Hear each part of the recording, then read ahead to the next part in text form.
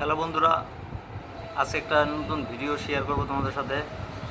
Housefull 5-এর promotion করতে গিয়েছিল নানা পাটেকার। ওখানকার মিডিয়া ইংলিশে কোশ্চেন করেছিল। নানা পাটেকার বলেছে আমি ইংলিশ জানি না, হিন্দি বলুন। সিধে সিধে জবাব দিয়েছে। চলো ভিডিওটা দেখি, মজার ভিডিও হবে এটা। Hindustan Times. I have two questions. Firstly, my question goes to Nana sir. Sir, you have been a part of so many amazing franchises also. अंग्रेजी नहीं आती. Okay, sir.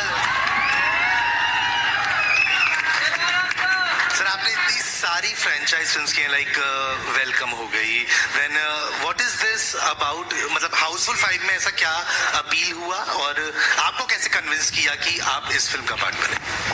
देखो, डायरेक्टर कौन है उस पर निर्भर करता है, और दूसरी बात है पैसे. तो मैं दोनों से खुश था, और जो रोल था वो बेहतरीन था. और मैं सच कहता हूँ कि इतने साल 12 साल तूने क्यों नहीं फिल्म डायरेक्ट की, मेरे समझ में नहीं आता.